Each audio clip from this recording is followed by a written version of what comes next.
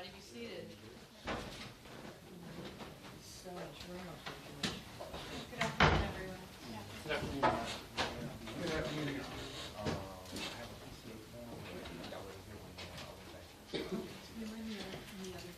For the record, I'm Victoria Brennan. This is Maria Verde, and this is Jorge Shomont. We are all presiding here, not just me. So good afternoon to everybody. We're here in the matter of Jacob Pfeffer et al. Versus the City of Miami and Walmart. And the lawyers would announce their appearances, and then we'll begin. Good afternoon, Your Honors. My name is Paul Savage. I'm here on behalf of Jacob Pfeffer and other similarly situated petitioners in this matter. You have the City of Walmart. Richard Whiteacre, the law firm of Whiteacre Diaz. I have my partner, Manny Diaz, as well as other partners with the firm, is Mark Emanuel and J.C. Wiesel. And I think we also have the city attorney represented here. John Greco on behalf of the City of Miami. Also at council table is Kerry McNulty, Assistant City Attorney. All right, good afternoon to everybody. Now, how would you like to divide your time? Thank you, Your Honor. Usually it goes 10 minutes and then 5 for rebuttal. In this particular instance, I think that my presentation will be short, but I will have a lot to rebut because I'm facing 2 briefs and 2 parties. So I think instead of 10 and 5, I'd like to go, instead of 15 and 5, I'd like to go 10 and 10. 10 minutes for the initial presentation and then 10 minutes for the rebuttal, with an understanding that if the more they go, I would like a little leniency in rebuttal.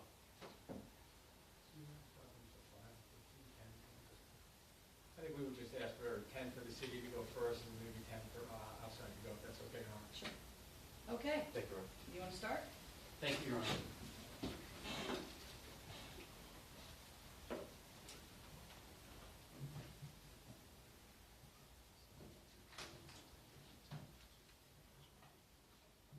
May it please the court, my name is Paul Savage. I'm here on behalf of the petitioners.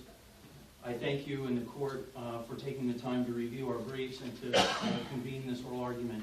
I'm happy to see that I have 2 of the members of the prior panel, so I will dispense with a lot of the background because I know that this panel worked very hard on a very lengthy opinion that was already issued, which this group of people in the room have come to refer to as Pfeffer 1.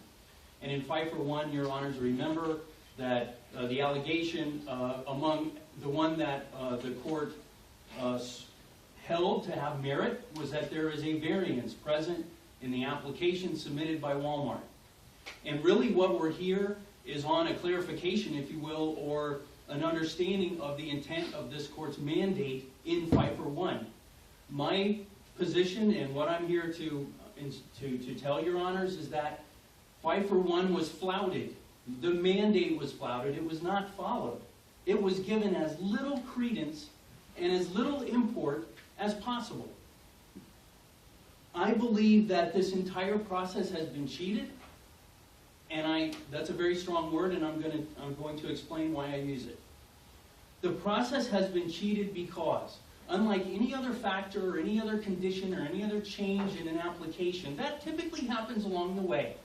The presence of a variance has a distinct legal switch-like implication. It is a procedural track. It changes the procedural track. Like many other cases that you handle, there are certain procedural tracks. If it does not have a variance, it's allowed to proceed under Article 13 of the City of Miami Code for those applications that have no variance. If it has a variance, it travels along the procedure set forth in Article 17 of the City of Miami's Code. And that is a different animal. That is a different proceeding. If it has no variance, the law, the code treats it as not that big of a deal. We will leave this in the administrative purview of the planning director. In fact, Article 13 states clearly that the planning director has the sole authority to review Class 2 special permits under Article 13. Meanwhile, under Article 17, it doesn't say that that's an administrative approval that will leave to the sound discretion of the planning director. It says, to the contrary, that only the city commission is vested with the power to evaluate and ultimately rule upon an Article 17 major use special permit, a MUSP, You have a class 2 on 13 and a MUSP under 17, and only the city commission. So also, we discussed in your prior opinion in Pfeffer 1, this 1305 factors that had to be met. And we had arguments about whether those were met or satisfied, whether they made appropriate findings. Well, under 17, the factors start out with 1305 factors and then build on from there and add 7 more, going to the environment, going to housing, going to public safety, going to all these other factors. Also, the difference in the procedural track that's very critical for us is that since it was treated as a Class 2 special permit with no variance, supposedly, we bore the appellate burden of appealing the decision of the director to the PZAB, and then from the PZAB up to the City Commission. That's, as you know, as appellate judges, that's an entirely different procedure than what happens under 17, a major use special permit, is that it goes as of right. It's their burden to come before PZAB, it's their burden to come before the City Commission. And instead of resting back as appellees, and I have to attack and bring evidence and bring all this effort, they get to sit back as appellees. Whereas if they would have been properly under the major use special permit, Article 17, they would have been standing up and advocating, having to advocate for their own project. But how are you prejudiced by this? How are you prejudiced by the fact that they came asking for the variance the first time? How are you prejudiced? What are you asking for exactly? I'm asking. What would you miss if we don't rule your way? I missed what they've done is, instead of owning up to their variance on day 1, and we have a whole proceeding that has additional public hearings, which the distinction in the proceedings I'm talking about here was in fact recognized by this court in Pfeffer 1, that it's a different public hearing, it's a different evidentiary burden and process. There would have been a whole different proceeding. But instead, they hid the variance, they stubbornly denied it at every turn. I spent all of my time and effort and writing and everything banging my head against the wall that there was a variance. Okay, we already ruled on that. Yeah, that's Right. water under the bridge, okay? Sure. So that happened, and we can hear your frustration with that. But at the end of the day, they must have heard you, because as I understand it, 5 bays has become 3 bays, right? So, how would you be prejudiced if we don't rule your way? I've been prejudiced, and I will remain prejudiced because the citizens have been cheated out of the proper proceeding. How though? Tell me what that would really look like. The proper proceeding is we battle all the way up here. And this learned court finds, oh, you know what? They did hide an unlawful variance in this. They did approve of corrected it. that now, but where Right. are we today? Right. Now, where were we when we first ruled? We've already ruled on that. Where are we today? Today, we're at 3, not 5, right? Okay. Okay, so now, we never told them, you have to go back, keep the 5 bays, and then go through a different process. We said, this is wrong, whichever way they want to fix it, they can, and they did. They said, now we want 3 bays, not 5. I Which understand. would properly let them obtain a Class 2 permit, right? Is How- every aspect of the project up for discussion if it goes the way you're asking? Right. I'm asking for the remand to be made clear that they need to reapply with either an Article 13, Article 13 proper legal application with no variance, or an Article 17 application with variance, and with the variance if they so desire it. So you're. Judge? Yeah. We already know that the director and the city commission are going to approve the Walmart. They've done it twice, with 5 loading ramps, and now with 3 loading ramps. So, why should we send Walmart all the way to the beginning again, to delay the process for maybe 3, 4, or 5 years again, with all of the money that goes around, when you and I know that the director is going to approve it because now it has 3 loading ramps, and the city is going to approve it. Why should we go back to the beginning?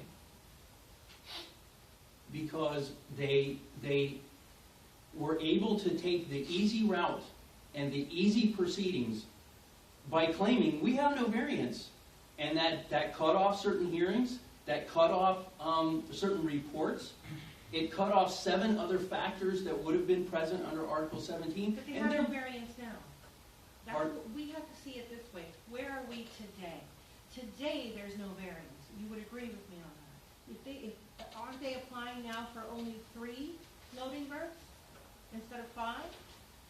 I understand that, and I just want the court to understand that in my papers, we've had different levels of administrative review, planning and zoning, and then that's an appellate process up to the commission. I've made arguments, I've submitted writings to this court, to the lower courts. At all times, my position was never as facile as to say, it's only about the 3 loading berths. It always had 2 parts. There are variances, the loading berths was one of them. Your honors did not, I had maybe 8 other ones, your honors did not agree with those, but did find there was a variance with the loading berths.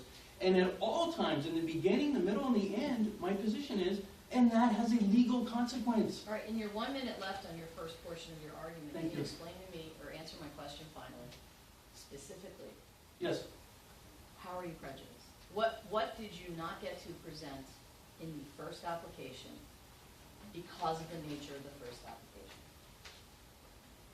What didn't happen? That would happen if it was sent back for, let's start again.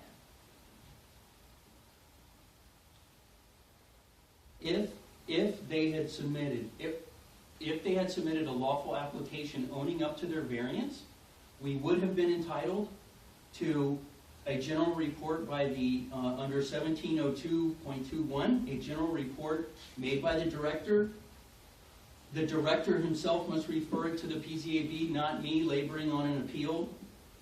Under 1702.2.3, there is a developmental impact study required for a variance. And none of this was done in the first application, is that your position? Is that what you're representing? Yes, Your Honor. Okay, go ahead, what else? This is the hard way, they went the easy way. This is the hard way. What else didn't happen? 1702.6, for applications involving variances, the director shall submit a report to the Planning and Zoning Board and set a hearing before the Planning and Zoning Board. They have a hearing.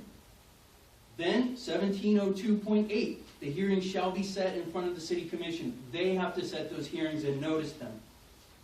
Then under 1703, there are the criteria of approval under 1305, which we talked about in the last case, plus 7 additional factors: public transportation, impact to housing, efficient use of public facilities, and an environmental impact analysis. All of those things they would have been required to bring forward, and it would have been a different kind of proceeding. Okay, you have 9 minutes on your rebuttal. I thank you, Your Honor, for the additional time. Thank you so much.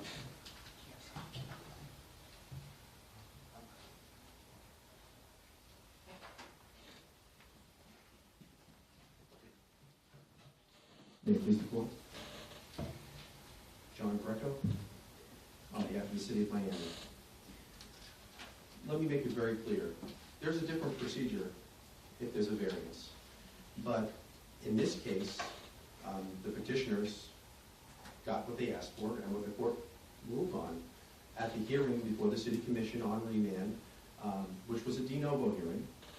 The applicant modified the application to eliminate the variance, and the City Commission heard evidence from the planning director and also from the respondent, which supported the modification of the plans. How was that process different, though, than the one that could have occurred had the original application not contained a variance request?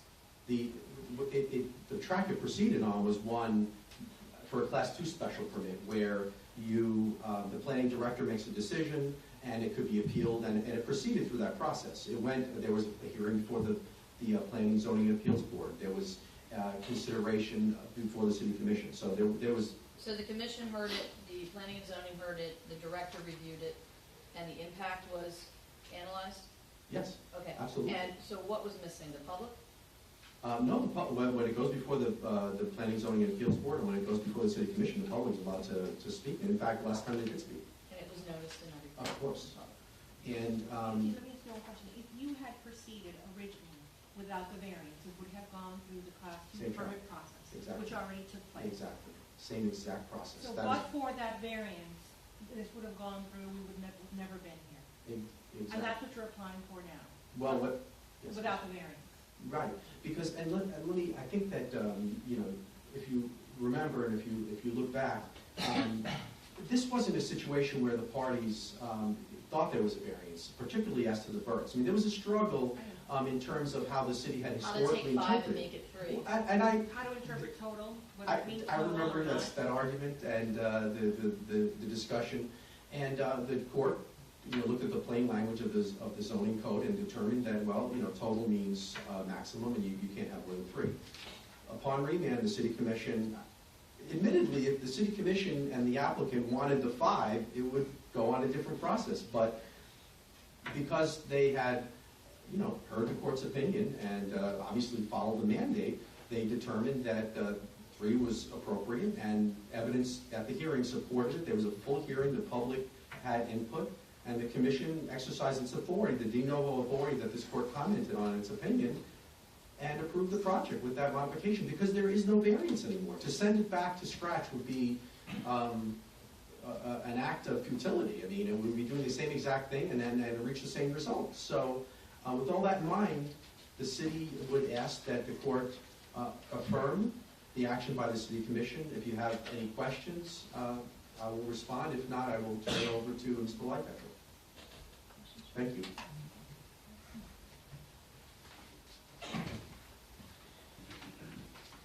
Good afternoon. I believe Your Honor hit it just about right when he said, where's the prejudice? There is no prejudice because these are the interior loading berths inside our building that are pulled down behind this great big veneer that comes down around them. So this is no different than the interior of chambers, whether or not you have 2 light bulbs, 3 light bulbs, or 5 light bulbs. There's nobody that can see any of it. It's not even visual to the outside. So it's pure manufactured claims of something's wrong, but there's nothing wrong here. We had a clear mandate from this court that had proceedings consistent with this court's order. We made it 100% consistent. The only thing that was an error of that application for a variance, and that's what we saw every step of the way, just like every other department store or retailer out there in the Midtown Miami, we sought a variance. And the only difference was that the city that had been applying a long-term interpretation almost 20 years to its code, we followed. We were entitled to follow it. By law, we're entitled to rely upon the city's interpretation of it. This court disagreed with it. We respect that. We didn't think it was as clear as you. Right. I fully respect this court's decision. But we complied with it. By definition, as a matter of law now, we have a conforming Class 2 permit. The court has upheld everything that they complained of every step of the way. Whether or not, and there were 5 public hearings. We went to the UDRB, which was a public hearing. Since remand? No, not since remand. There was 1 total public hearing upon remand. Debate was had. It was properly noticed. The city commission reconsidered the issue. And the issue before the city commission was, I said to my client, I said, well, the appellate court has said 3 is a maximum and a minimum. It is a mandatory amount. I said to my client, you want 3 loading berths or you want 3 loading berths? Or perhaps you want 3 loading berths. There was nothing to decide. My client said, well, we want 3 loading berths. City commission considered it, reincorporated the entire record, and said, great. By definition, operation of law, we conform to the requirements. And the reason why we don't go down this other track is because that's not what you do when you seek a Class 2 permit. And even more to the question of public. The entire Midtown area was a blighted area. 55 acres of drug dealing, garbage, and high crime area. The city did the entire process as a comprehensive plan, creating the special design district, which too had public debate and discussion.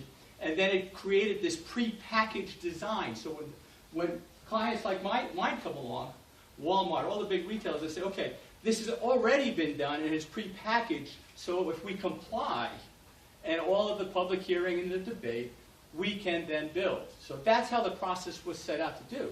And the public had all of the discussion that it wanted. The other question, I think the court correctly points out, they asked counsel, well, what would you do if we gave you everything we want? What would happen? And that really illustrates the ludicrousness of what they're asking for. Because what do we go back to and ask for a variance? When I fill out the form for my client, it'll say, describe the nature of your variance, to which I'll write in, not applicable. It'll say, well, tell me why it's a substantial hardship for you to comply with the zoning requirements of Midtown Miami. I'll say, it's not applicable. I comply as a matter of law. He wants you to send it back down to the beginning so we can bird nest this process that has gone on for 3 years. That we can bird nest this thing into oblivion. Because it will go back, if you listen to what they're asking for. UDRB, what are they going to decide? They can't decide inconsistent with the appellate court, who's already decided that the city commission's determination was supported by legally sufficient evidence. So what does UDRB do? What does PZAB do? Disagree with the appellate court? And wouldn't we violate your remand instructions? So when we come back around on appeal, we did exactly everything that this court had directed, and now by definition, by operation of law, we have a perfected Class 2 permit, and they have not challenged the sufficiency of any of it now.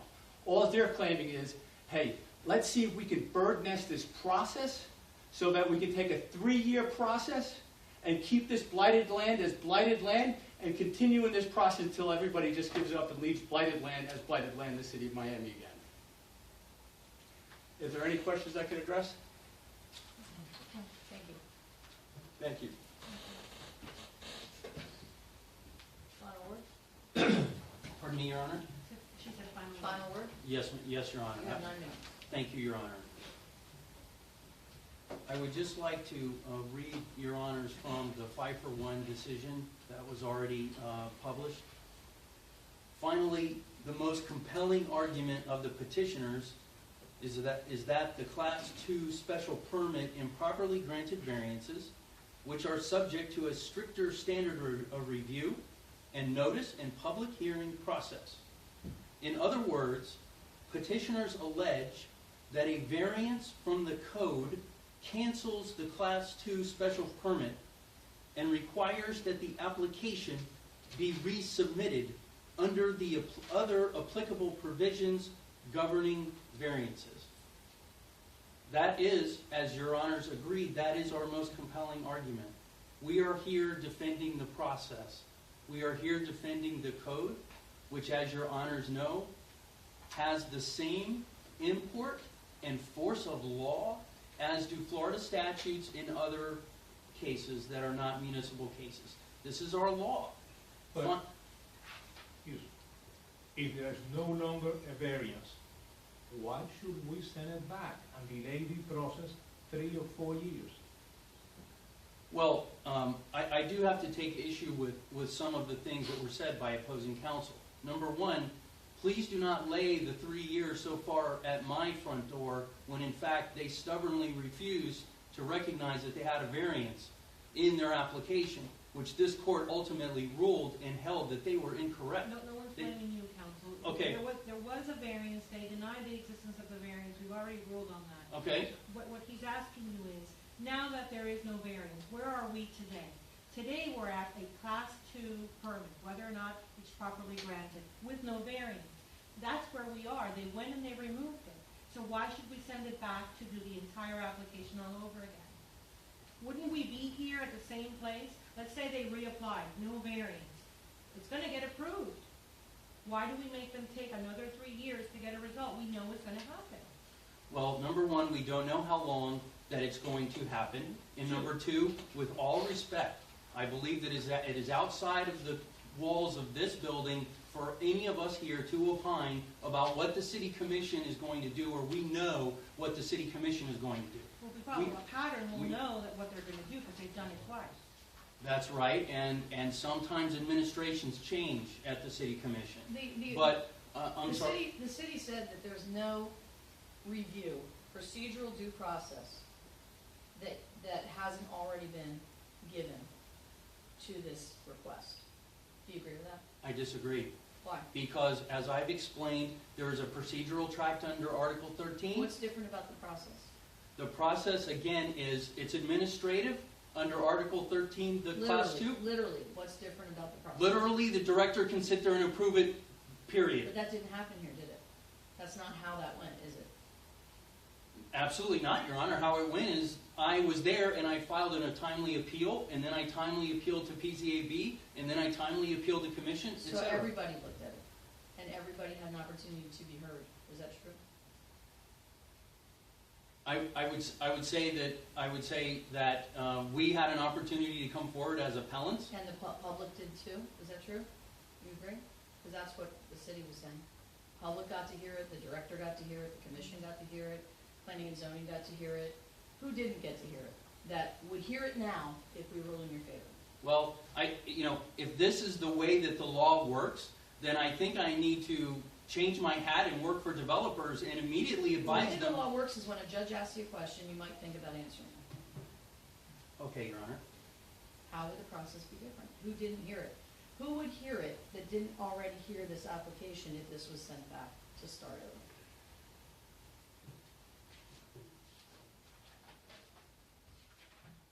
Because I'm sure you're far better versed in the procedures than I. And so if the city has somehow omitted or forgotten a procedure, because their position is all procedures have been had, but you're aware of one that would happen now if it's sent back that didn't occur, I'd like to know about that.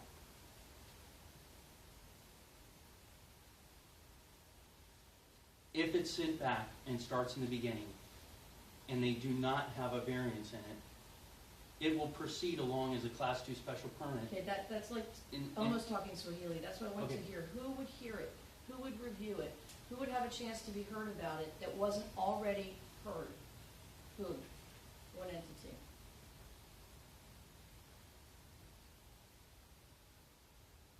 Are there any departments that haven't heard it? Is there any segment of the public that hasn't already had a chance to chime in? Have you had full opportunity to have it vetted? We have had every opportunity to have the application we came all the way here, as you know, so we had, we weren't locked out. We had every opportunity. I would just respectfully suggest that hearings and proceedings can be different. Even if you got a hearing or a proceeding or a day in court, those standards, evidentiary burdens, notices, appellate proceedings, the evidence that has to be presented, they can be different, and that could be meaningful. I want to hear about that. Are they different? Is there a different burden of proof? Is there a different standard? If so, what is it? How would that impact you? And how would you be prejudiced if you didn't get this opportunity? Because I still am kind of waiting for the answer to that question. Where's the prejudice? Literally.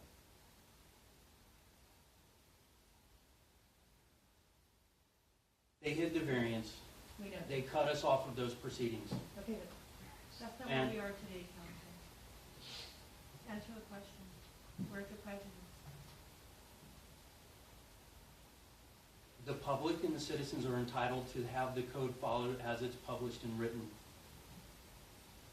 If there's a variance present, as we ruled, it goes through a certain process. I think that all developers, if this is the law, should never admit to a variance, insist that there is no variance, take the easy route all the way, and then if one is found and determined after great effort by other public members of the public, then they can just take that one off. I don't see that a developer should ever admit to a variance if there's no punishment for hiding it. And that seems to be the gravamen of where you're going. You think there should be some sort of sanction because of the way this was done, but I don't know that this is the forum for that. I don't know that it's only, it's not a sanction, it's only the strict application of the ordinances is all I've ever saw at each of the stages. It's just the strict application of the ordinances, which are the statutes here. Would you agree that the Class 2 special permit that has now been approved includes no variances? Is there any variance on the Class to a special permit that has now been approved, the second one. No, we did not argue that at all. We're only arguing that the mandate of the court was not followed. It needed to go back to an original application. So to answer your honor, no, we're not here saying there's an entirely new height variance or something like that. No, we're not saying that. We're only really here having a clarification hearing on the prior order, and according to, you know, my humble view. Thank you. Thank you, Your Honor. Thank you. Your Honor, can I ask for 1 minute rebuttal? Or You 30 can seconds? ask. If I could respectfully request, I could probably do in 45 seconds.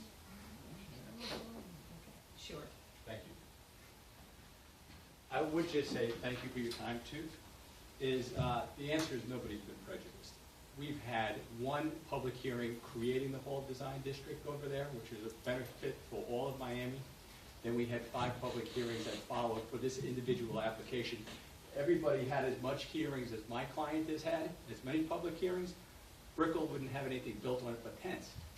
We have done every hearing and complied with every rule. And I would also just point out, too, is paragraph 5, page 5 of your order specifically states that the commission's findings were de novo. Thereby, all the prior proceedings became irrelevant. So even under another analysis, it becomes the law of the case is what did this commission do, not what the application. The remand wasn't to quash the application or quashing anything other than the commission's decision, and remand order should be read very strictly. Thank you very much. Thank you. Thank you. Thank you. All rise.